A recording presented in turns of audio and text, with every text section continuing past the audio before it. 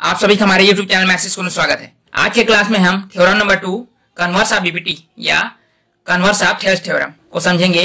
इसको समझने के लिए आपको फर्स्ट थ्योरम बीपीटी थ्योरम को देखना बहुत जरूरी है, क्योंकि यह जो थ्योरम है वो बीपीटी थ्योरम का ही कन्वर्स है। तो चलिए आज की क्लास को स्टार्ट करते हैं।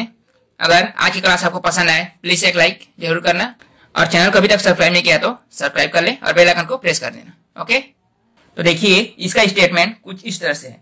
यदि एक रेखा किसी त्रिभुज की दो भुजाओं को एक ही अनुपात में विभाजित करे तो वह तीसरी भुजा के समांतर होती है।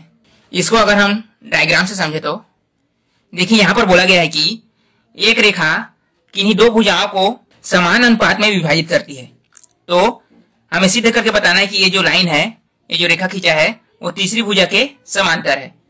हमने थेल्स थ्योरम में पढ़ा था कि किसी भी भुजा के समांतर कोई रेखा खींचा गया है वो अन्य दो भुजाओं को समान अनुपात में विभाजित करता है। यहाँ पर जस्ट उल्टा बोला गया है कि कोई रेखा अगर दो भुजाओं को समान अनुपात में बांट रही है तो हमें सिद्ध करके बताना है कि ये जो रेखा है वो इसके समांतर है। यहाँ पर थेल्स थ्योरम किस तरह से लगा सकते हैं, बराबर अनुपात में बढ़ रहा है ना, ये जो ए बी और ए सी भुजा है ये आपका आ जाएगा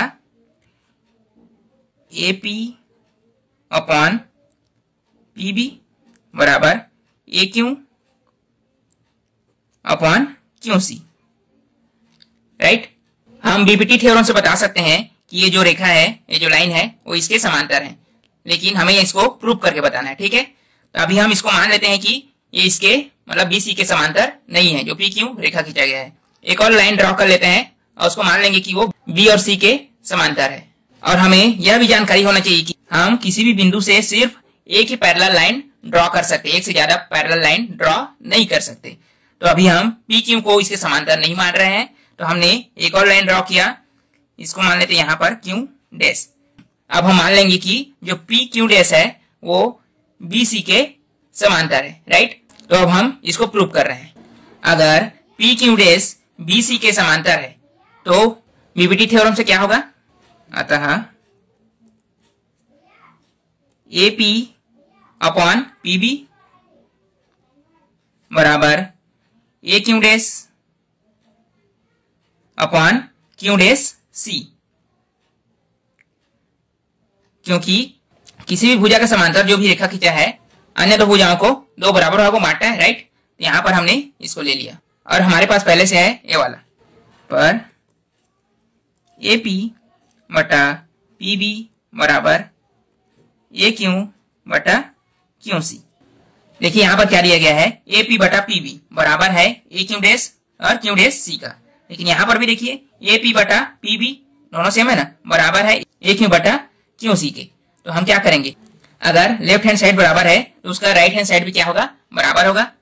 तो हम लिख सकते हैं इसको, इसलिए A Q dash upon Q dash C is equal to A Q upon Q C.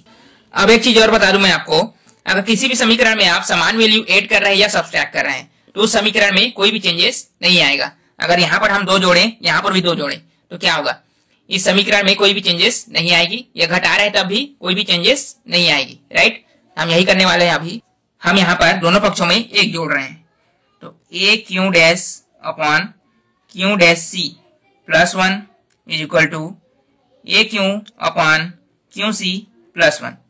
अब इसको सॉल्व करेंगे तो क्या हो जाएगा, क्यू डैश सी 1 से मल्टीप्लाई कर लेगा, क्या हो जाएगा A Q dash plus Q dash C upon Q dash C. यहां पर हम प्लस किए ना, प्लस दो तरीके से कर सकते हैं, या तो एलसीएम निकाल के क्यू डैश सी और 1 का, या तो त्रिज्या गुणा करके।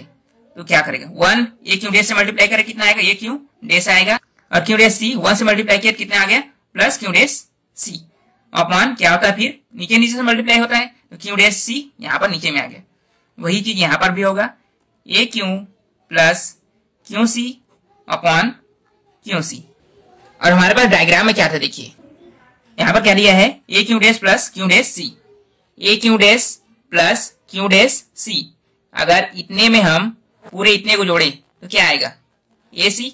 राइट, और दूसरा ए Q plus Q C, A Q plus Q C, और इतने में इतने को जोड़े तभी क्या आएगा, ए सी। तो हम इन दोनों की जगह ए सी लिख सकते हैं। राइट, तो हम आगे बढ़ रहे हैं। यहाँ पर क्या आ जाएगा, A C upon Q dash C is equal to A C upon Q C. अब देखिए यहां से ए सी कैंसल, बचा क्या, क्यू डैश सी बराबर Q C is equal to Q C. अब डायग्राम में देखिए, अभी हमने क्या प्राप्त किया, Q dash C Q C बराबर है, तो क्यू डैश सी यहां पर होगा तभी तो बराबर होगा ना, राइट। तो हम इसे समझ सकते हैं कि क्यू डैश और क्यू एक ही बिंदु पर मौजूद है। तो हमने पहले पी क्यू डैश को बी सी का क्या माना था, पैरेलल माना था, और हमने प्रूव कर दिया कि क्यू डैश क्या है, क्यू पर है, इसलिए पी क्यू क्या है, बी सी का पैरेलल है, और यही हमें प्रूव करके बताना था।